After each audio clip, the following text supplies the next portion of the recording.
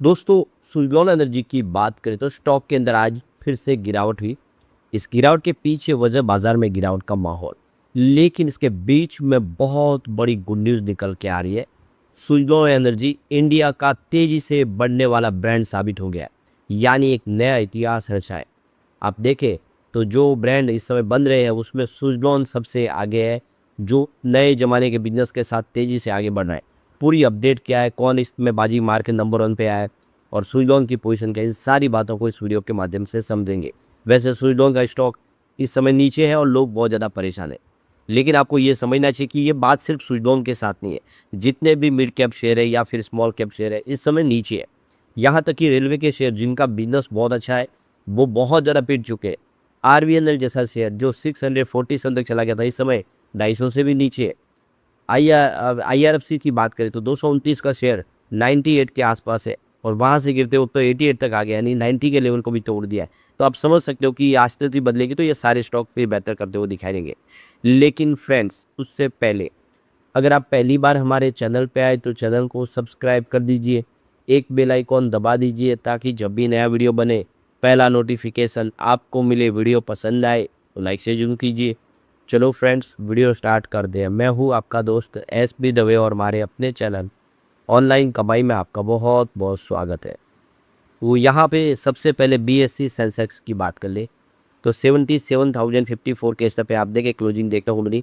561 point की भारी गिरावट हुई, यानी आज बाजार गिरा है और आप देखें बाजार रिकवर हो नहीं पाए।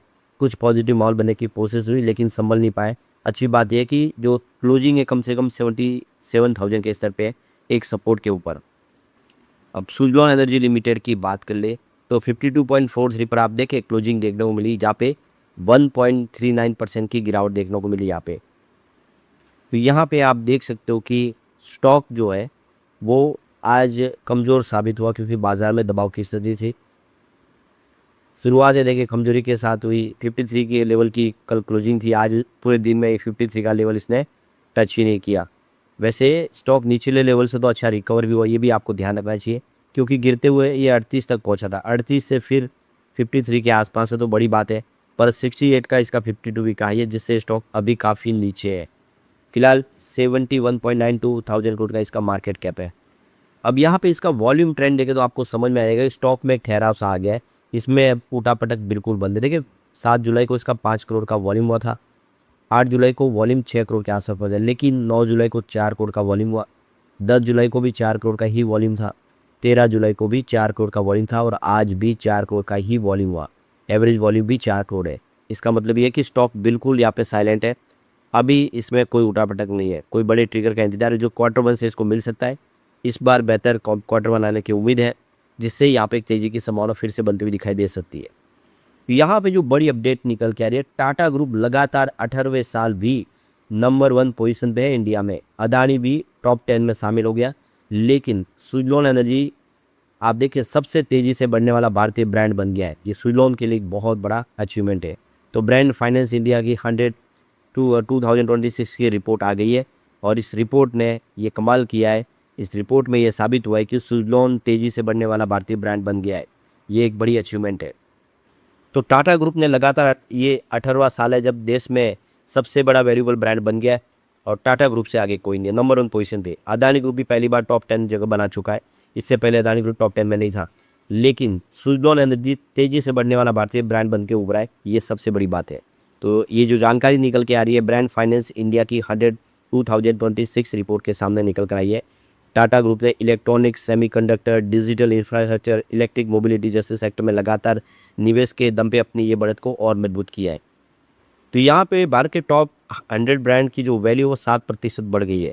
ब्रांड फाइनेंस इंडिया की 2026 की रिपोर्ट के मुताबिक भारत के 100 सबसे वैल्यूबल ब्रांड की टोटल ब्रांड वैल्यू सालाना आधार पर 7% बढ़कर $252.8 बिलियन हो गई है।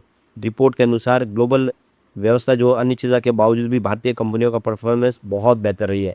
यानी पिछले साल 2 सालों से देखिए बाजार बिल्कुल ठीक नहीं है, ग्लोबल रीजन ठीक नहीं है, अलग अलग क्षेत्रों पे देखिए युद्ध से चल रहे हैं, उसके बावजूद भी इन कंपनियों ने बहुत अच्छा किया। टॉप 100 कंपनियों ने बेहतर परफॉर्मेंस दिखाई है। तो ब्रांड फाइनेंस इंडिया के मैनेजिंग डायरेक्टर अजीमोन फ्रांसिस ने कहा है कि भारत के सबसे वैल्यूबल ब्रांड की लगातार बढ़ती वैल्यू दिखाती है कि देश दुनिया के सबसे गतिशील कारोबारी माहौल में से एक बनता जा रहा है इंडिया। उनके मुताबिक इसके पीछे देश की मजबूत घरेलू डिमांड, यानी हमारे इंडिया की इतनी आबादी है, पूरे विश्व में सबसे ज़्यादा आबादी है, तो हमारे यहाँ पे लोकल डिमांड भी बहुत ज़्यादा है। ब्रांड्स की मजबूती भी इसकी सबसे बड़ी वजह है, जहाँ पे क्वालिटी बनती है इंडिया के अंदर। रिपोर्ट के अनुसार टॉप 10 में शामिल 10 में से 9 कंपनियों की ब्रांड वैल्यू में बढ़ोतरी दर्ज की गई है। तो इसकी प्रमुख वजह है digital transformation, manufacturing, infrastructure, financial inclusion और इनोवेशन में लगातार किया जा रहा निवेश, जिसका फ़ायदा अब देखने को मिल रहा है। तो ब्रांड फाइनेंस की रिपोर्ट के मुताबिक टाटा ग्रुप की ब्रांड वैल्यू में 6% की बढ़ोतरी देखने को मिली है। यह बढ़ते हुए $33.6 बिलियन तक पहुंच गई है। कंपनी ने electronics, data infrastructure, digital platform जैसे सेक्टर में लगातार विस्तार किया है। इसके अलावा company electric mobility, semiconductor, renewable energy, advance manufacturing में काफ़ी सारा निवेश कर रहे हैं, जिससे इसकी ब्रांड वैल्यू और मजबूत हो गई है। यहाँ पे इन्फोसिस लगातार 5वें साल नंबर 2 पोजीशन पे। तो भले ही इन्फोसिस की शेयर की प्राइस कम हुई हो, लेकिन ब्रांड वैल्यू ज़बरदस्त बनी हुई है। $16.4 बिलियन इसकी ब्रांड वैल्यू है और कंपनी लगातार अपना बिजनेस तेज़ी से बढ़ा रही है। और आप देखें, चाहे वो आर्टिफिशियल इंटेलिजेंस हो, क्लाउड सर्विस हो, एआई के ऊपर कंपनी लगातार इसका जो प्रदर्शन है उसका बेहतर हो रहा है। नंबर 3 पे देखें तो एलआईसी है, नंबर 4 पे एचडीएफसी बैंक और रिलायंस स्थान 5वें पे। तो एलआईसी की वैल्यू में 12% की ज़बरदस्त जंप देखने को मिले, जो $15.3 बिलियन हो गई है। तो धीरे के स्ट्रॉन्ग रूरल नेटवर्क और देश भर फैले एजेंट के नेटवर्क के माध्यम से कंपनी तीसरे स्थान पर रही है, ये बड़ी बात है। एचडीएफसी ग्रुप की ब्रांड वैल्यू भी 2% की गिरावट देखने को मिली है और ये $13.9 बिलियन के आसपास रह गई है। इसके बावजूद भी कंपनी चौथे स्थान पर बनी हुई है। रिलायंस की ब्रांड वैल्यू 11% बढ़कर $10.8 बिलियन तक पहुंच गई है। तो रिटेल, टेलीकॉम, डिजिटल सर्विस और एनर्जी कारोबार में अच्छी ग्रोथ के चलते 5वें स्थान पर पोजीशन मिली है पोजीशन। उसके बाद में एसबीआई है, जिसकी 2% वैल्यू बढ़ी है, जो $9.8 बिलियन तक पहुंच गई। तो इस तरह से ये छठा स्थान एसबीआई का है।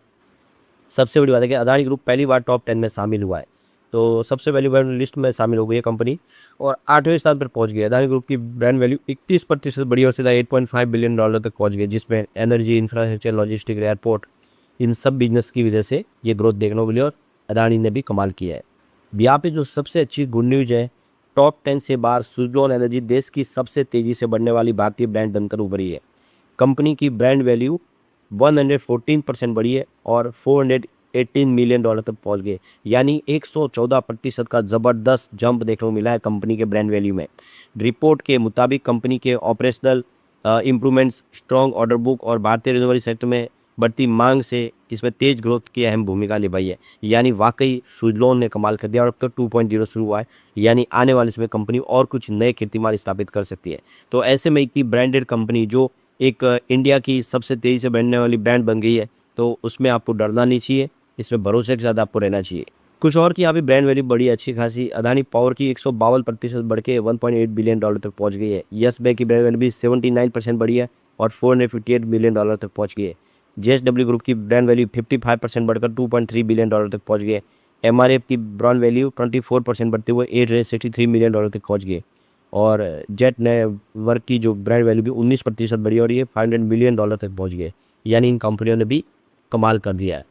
और देखिए, सुज़लोन में म्यूचुअल फंड ने भी एंट्री शुरू कर दिया, काफ़ी सारा निवेश हो रहा है। देखिए, जून महीने में 57 म्यूचुअल फंड ने इन्वेस्टमेंट किया है और 37 म्यूचुअल फंड है जिन्होंने यहाँ पे देख सकते हो कि एग्जिट लिया है।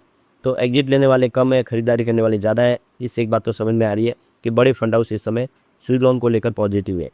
और इसके पीछे सबसे बड़ी कंपनी की फाइनेंशियल सेहत। कंपनी ऑलमोस्ट डेट फ्री है। कंपनी काफ़ी अच्छे क्वार्टर रिजल्ट दे रही है। पिछले 5 साल का जो CAGR है कंपनी का, वो 45.7% के आसपास है। इसके अलावा कंपनी का पिछले 3 साल का ROE का ट्रैक रिकॉर्ड भी 39% है। ये साबित करता है कि सुज़लोन मजबूत है, आने वाले समय भी बेहतर कर सकती। लेकिन फ्रेंड्स, कोई भी इन्वेस्टमेंट करने से पहले अपने फाइनेंशियल एडवाइजर से एडवाइस ले लें या अपना खुद का रिसर्च करें, क्योंकि मैंने वीडियो आपके एजुकेशनल पर्पज़ के लिए ही बनाया। वीडियो पसंद आए तो लाइक से जरूर कीजिए और चैनल को सब्सक्राइब कर दीजिए। Thank you friends.